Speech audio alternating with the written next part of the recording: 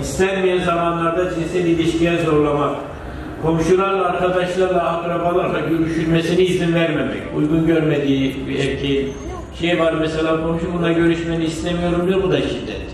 Sürekli nereye kaç lira harcadığını sormak, ısrarla telefonla aramak, eşini telefonla aramaktır. Ve bunlar gibi durumlarda bu dediğim telefonlara arayarak resmi ya da dini nikahlı eşini, boşandığı eşini bir yerlerde duyulmasıdır. Buna binaen de birkaç bugün gazetelerde bir çalışma oldu. Sesimizi bir yerlere duyuracağız. Kıymetli konuklar, birinci oturumumuz sona erdi. İkinci oturumumuzun başlaması için bir 5 dakikalık bir ara vereceğiz. 5 dakikanın ardından tekrar ikinci oturumumuzu başlatacağız. Bismillahirrahmanirrahim. Kıymetli başkanım, değerli hanımefendiler, beyefendiler, Hüdapar İstanbul Kadın Kolları Başkanlığı tarafından düzenlenen 6284 sayılı kanun ve genç evlilik mağdurları temalı panelimize hepiniz hoş geldiniz, sefalar getirdiniz. لَقَدْ صَدَقَ اللّٰهُ رَسُولَهُ بِالْهُدَى وَدِينِ الْحَقِّ لِيُظْهِرَهُ عَلَى الدِّينِ. Gündemimizde bugün iki ana başlık olacak. Birincisi 2012 yılından itibaren malumunuzdur ki yürürlükte olan 6284 sayılı kanun sayısız aileyi yıpratmakta, dağıtmakta. Evin babası, reisi olan erkeği yuvasından etmekte. Boşanma oranlarının artmasına sebebiyet vermektedir. Şiddet olmasa dahi bir anlık eşler arasındaki bir anlık tartışmalar, bir anlık öfke ile erkeği yuvasından edebilmekte. Bu süreç önce 6 aylık ve daha sonra boşanmaya kadar gidebilmektedir maalesef.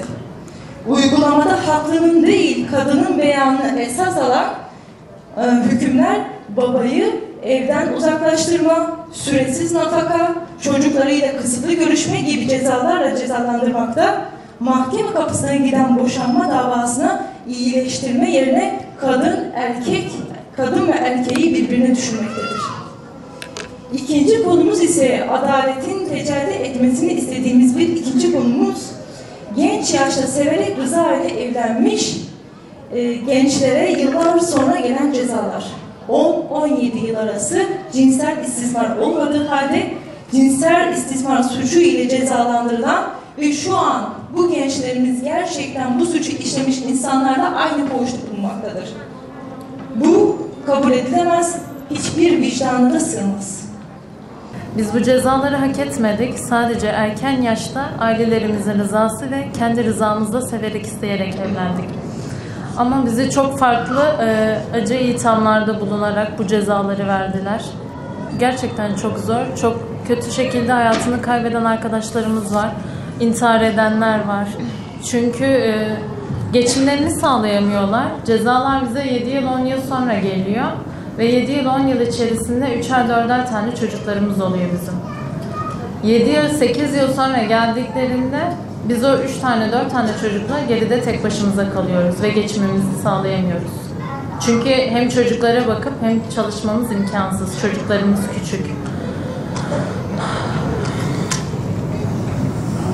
Acı bir durum. Artık dile getiremiyorum. İçimiz yanıyor. Hani nasıl bu mağduriyeti giderilir bilmiyorum. Sesimizi duyurmaya çalışıyoruz. Kimse sesimizi duymuyor. Bu kadar acı mı? Bu kadar zor mu bizi o kötü insanlardan ayırmak? 103-2 maddesinden yargılanıyoruz. 103-2 maddesi cinsel istismar. 5 yaşında 30 yaşındaki bir insanın 5 yaşındaki bir çocuğa tecavüz etmesi. Biz aynı maddeden yargılanıyoruz. Ve bizim eşlerimiz cezaevinde, koğuşlarda tecavüzcülerle aynı koğuşu paylaşıyorlar. Bize resmi nikah, aile cüzdanı veren devlet beni eşimden korumaya çalışıyor. Ama dışarıdaki insanlardan da koruyabiliyor mu acaba? Bizim tek suçumuz vakitsiz sevip yuva kurmak, aile olmak. Bedeli Yani tecavüzcülerle bir tutulmak olmamalıydı. 16 bin Müslüman evladı babasız büyüyor, babaya hasret büyüyor. Babalarını işte olarak biliyor kimisi. Kimisi artık büyüdü, onlara verecek cevap bulamıyor anneler. Gerçekten anlatmak bile çok zor. Çok zor. Artık bir şeyler yapılsın istiyoruz. Mağduriyetimizin herkesin farkında olduğunu, bizleri gördüğünü biliyorum, inanıyorum. Artık bize cevap vermelerini istiyorum. Gitmediğimiz, kapı çalmadığımız kapı kalmadı. Elimizden gelen her şeyi yaptık. Hala daha yapıyoruz. Sesimizi duyurmaya çalışıyoruz. Eşlerimiz tecavüzcülerle aynı koğuşta kalıyor. Aynı kefeye konulmamalarını istiyoruz artık. 103. maddeden ayrılmalarını istiyoruz. Sesimiz duyulsun artık. 2014 senesinde evlendik biz de eşimle. 2 ay önce 2018 senesinde eşimin cezası geldi. 9 yıl 11 ay. 2 kızımız var bizim de. Seneler sonra gelen bu cezalar birçok yuvayı dağıttı. Bizi yıllar sonra eşlerimizden korumak istiyorlar. Bu bizler için çok zor bir durum. Bir de üstelik cinsel istismar suçundan yargılanıyorlar. Biz sadece erken evlendik. Sadece bizler yuva kurduk. Müslüman bir ülkede yaşıyoruz. Buna rağmen erken evlendiğimiz için evlilik bizler için olmasına rağmen erken evlendiğimiz için eşlerimiz bu muameleyi görüyorlar. Çocuklarımızla dışarıda yalnız kaldık biz.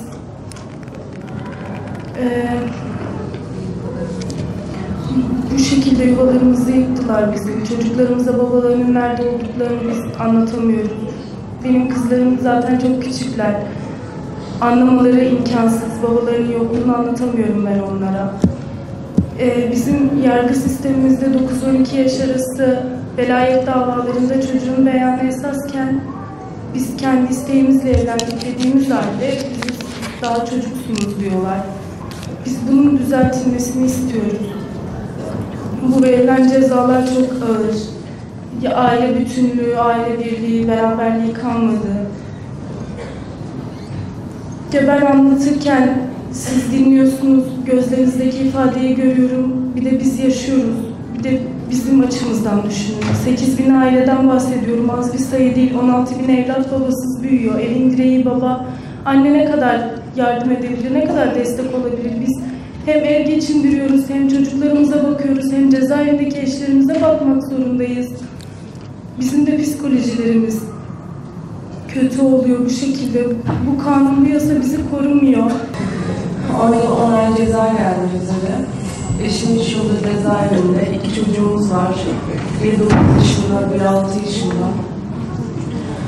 Yıllar sonra gelen cezalar sadece eşlerimize verildiği kapsanıyor ama bunlar sadece eşlerimize verilmiyor. En büyük ailelere, eşlerden ziyade çocuklara, hepimiz kapsayan bir ceza oluyor. Cinsel istismar suçu altında eşlerimiz hüküm verilirken aslında şunu düşünmüyorlar ki, hani bu insanlar sahip çıkmış, birbirlerine yuva kurmuşlar. Her ailede olduğu gibi bizim de ailemiz, hani yuvamız dört dörtlük bir yuvaydı. Çocuklarına her zaman gibi sahip çıkan bir babaydı. İnsanlar hani dışarıdan baktığında aslında bizi çok yargılayanlar var. Neden evlendiniz, bekleseydiniz, kamuoyunun tepkisi etmiyor, siz daha o yaşta da çocuktunuz. Geçmişe dönüp baktığımızda aslında kültürümüzde olan bir şey bu. 15 yaşında çoğumuz hep ailelerimizde vardır, 15 yaşında evlilik. Yani daha öncesinden gelen bir şey. Bize sanki hani Türkiye vatandaşı değilmişiz gibi, biz de bu devletin bir vatandaşı değilmişiz gibi bakılıyor. Aslında biz bu Türkiye'nin bir vatandaşıyız. Kadın örgütleri, işte kadın hakları derken aslında biz de kadın değil miyiz? Bizim haklarımız nerede? Ben bunu sormak istiyorum. Kadın örgütleri çocukların yanında, kadınların yanında olduğu gibi bizlerin de yanında olması gerekiyor. İnşallah biz burada kendi kendimize çalıp söylüyor olmayacağız. Bu çalışmaların bir yankısı olacak, oluyor da inşallah. En kötü ihtimalle bir zulmü, bir mağduriyeti duymuş olmanın verdiği rahatlıkla buradan ayrılacağız. Şimdi bu mağduriyetler neyden kaynaklanıyor? Yani bunların hukuki altyapısı hangi düzenleme bu mağduriyetleri peyda ediyor? Ben biraz o konuda bilgi vermek istiyorum.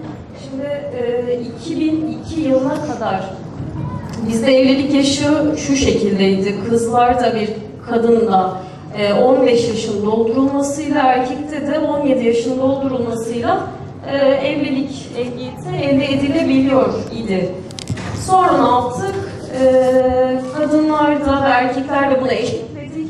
17 yaş, yani bizde şu an olan evlilik yaşı 17'nin doldurulmasıyla elde ediliyor. Fakat 17 yaşında bir şahıs hala velayet altında olduğu için tabii anne babanın izni de şart. Onun dışında olağanüstü evlilik yaşı var. Şimdi olağanüstü evlilik yaşı şu şekilde ki bütün hukuk sistemlerinde aşağı yukarı bu şekilde bir ayrım var. Mahkeme kararıyla bu evlilik ehliyeti veriliyor şahsa. Yani başvuru yapıyorsunuz. O da şu an için 16 yaşın bitirilmesi. 16'nın bitirilmesiyle dediğim gibi mahkemeye bir başvuru yapılıyor ve gerekli şartlar varsa ortada mahkeme size evlilik için izin veriyor. İşte önceki dönemde 2002 öncesinde bu olağanüstü evlilik yaşı 14'ün doldurulmasıydı kadınlar için. Erkekler için de 15'in doldurulmasıydı ve açıkçası bu bizim toplumsal yapımıza evet uygundu. Yani şu an mesela bizim temasta olduğumuz mağdur ailelere de bakıldığı zaman genelde 14 yaş ya da işte 15 yaş bitmeden yapılan evlilikler var. Onun altı yok hemen hemen. Öyle bir örnekliğe rastlamadık. Genelde 14-15 yaş. Dediğim gibi bu bizim toplumsal yapımızı yansıtıyordu. Herhangi bir mağduriyet de doğurmuyordu. Fakat bu yaşın yükseltilmesiyle işte genç yaşlı evlilik mağdurları ortaya çıktı. Açıkçası bu tek değil. Yani bu 100 yıllık bir handikapın ürünü. Nedir o? Biz işte dışarıdan kanun ithal ederken bizim toplumsal yapımıza uygun mu değil mi hiçbir şekilde bunu gözetmeden dışarıdan alınan kanunlarla biz işte evlilik yaşı gibi çok önemli bir toplumsal yapıyla birebir temas halinde olan bir kuruma düzenleme getirdik. Bu çok büyük bir yanlış. Ve dediğim gibi bu handikapın binlerce sonucundan biri. Bu tek değil yani. Biz bunu birçok alanda daha görüyoruz. Bu 6284 sayılı kanun benim ilgimi şöyle çekti. Bununla ilgili birçok vaka geliyor bize. Gerçekten görüyoruz ki erkekler özellikle ve daha sonra izah edeceğim arkasından kadınlar biraz önce Yasemin Hanım dedi. Aslında kadınlara vuruyor erkekleri gösterip. Onlara da zarar veren bir şey bu. İlk genel vaka doğulu bir kardeşimizin, Alanya'da oturan bir kardeşimizin eşiyle arasında bir tartışma oluyor. Eşi gidiyor gidiyor karakola. Biliyorsunuz mahkemeye de gitmeye gerek yok. Herhangi bir ispata da gerek yok. Birden kendini 6 ay evin dışında ceza almış buluyor. Ne yapacağımı şaşırdım diyor adam. Bunalıma girmiş. Nerede kalıyorsun dedim. Dedi ki hiçbir akrabam da yok Alanya'da. Bir dostumun ofisinde bir çekyat var. Geceleri orada yatıyorum dedi. Elbise yok, bilmem ne yok. Aile birliği bozulmuş maalesef. Çok zor bir durumda yani. Buna benzer o kadar çok vakalar geldi ki yani büyük bir zulüm makinesi. Her sene 200.000 erkek evlerinden uzaklaştırılıyor. Dikkat edin, koca demiyorum. Çünkü babalar uzaklaştırılıyor. Şimdi bu kanunun arkasında kim var? Önce ona bakalım. Kanunun arkasında feministler var. Erkek düşmanı, aile düşmanı feministler. Bakın daha 1 Aralık 2018 tarihinde Cumhuriyet Gazetesi'ne Mor Çatı'nın kurucularından feminist avukat Canan Arın şöyle diyor. Bu kanunu biz çıkardık diyor. Evlilik içerisinde diyor tecavüz suç sayılmıyordu. Nasıl orada kadın kocasına hayır diyebilir? Yani kocanın eşine tecavüzü diye bir şey çıkardılar. Cinsel saldırı diyor. Bilmem ve biz diyor bu Mor Çatı Vakfı olarak, yani feminist vakıf olarak erkek şiddetini önlemede 6287 sayılı kanunu bizim etkimize çıkıyor. Çünkü meclis maalesef sivil kuruluşlar olarak en başta bu feminist şeyleri çağırıyor. Dernekleri, kuruluşları çağırıyor ve onların etkisiyle çıkıyor. Söz konusu yasa böyle 62-84 diyeyim, rakamlarla aram çok iyi değil. O yasa temelde böyle kadının özgürlüğünü odağa almış bir yasadır. Özgürlük söz konusu olunca sizin hemen meseleyi şöyle bir ikili ele almamız gerekiyor. Zira meselenin bir bize bakan bir yanı var, bir de batıya bakan bir yanı vardır. Biz özgürlük deyince İslami tarz hürriyetten mi bahsediyoruz yoksa batı tarzı özgürlükten mi söz ediyoruz? Bizim bunları dikkatlice, titizce ayrıştırmamız gerekiyor. Batı tarzı özgürlük ve İslam tarzı hürriyet. Nedir İslam tarzı hürriyet? Kendini ilahi yasalara teslim etmekle birbiriyle bütünlük arz edecek şekilde kamil bir şahsiyet, saadet içinde bir aile, selamet içinde bir toplum ve nihayetinde adil bir dünya vaat ediyor. Kamil bir şahsiyeti, saadet içinde bir aileyi, selamet içinde bir toplumu ve nihayetinde adil bir dünyayı vaat ediyor. Bunu gerçekleştirirken, bu vaatlerini gerçekleştirirken sizden birbirinize vermeyi ifade eden bir özveri, bir diğergamlık, fedakarlık talep ediyor. Birbirinize vermeye dayalı bir mantık. Bu birbirine verme hali İslami hürriyeti bir toparlanma, büyüme, yücelme, aile olma, topluluk, cemaat olma, toplum olma ve nihayet ümmet olarak dünyaya adilce hükmetmeyi getiriyor. Bizim temeldeki hürriyet anlayışımız bir ittifak hürriyetidir. Siz burada hürleştikçe buluşuyorsunuz. Buluştukça büyüyorsunuz. Büyüdükçe başkalarına da hürriyet getiriyorsunuz. Dolayısıyla sizin kurduğunuz o hürriyet ortamı neticede dünyaya adaleti sağlayan, adaleti getiren bir çekirdek teşkil ediyor. Sizinle birlikte başkaları da hürleşiyor. Siz yüceldikçe başkaları da sizin yanınızda saadet, selamet, adalet buluyor. Bir başınıza mutlu olmuyorsunuz.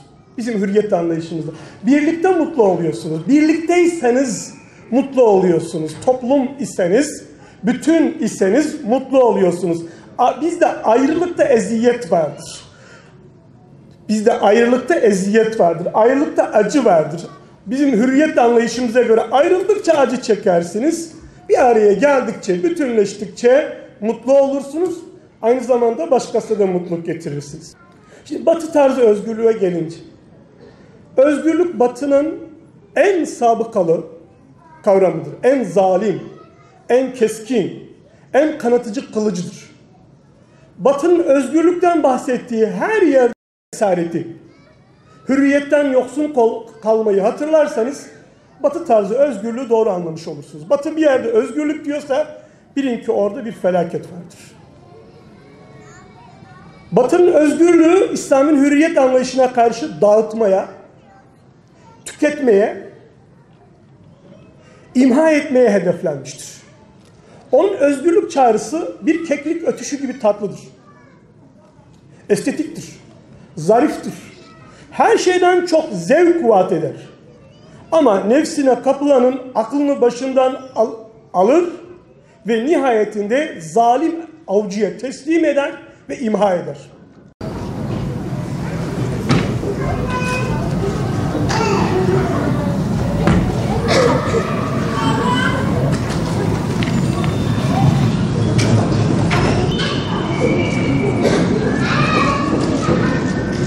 Basın mensuplarımızın hangi şartlarda çalıştıklarını, zorluklarını çoğu kez bizler de şahit oluyoruz. Gerçekten özellikle şu dönemde toplumumuzun sizler gibi hakkaniyetli, adil ve dürüst gazetecileri, haber spikerlerine, köşe yazarlarına ve bir Nizamettin Aşkın'a, Ahmet abiye, Şükran Kaya'ya, Yunus Emiroğlu'na çok ihtiyacımız var. Rabbim gücünüze güç katsın. Allah razı olsun.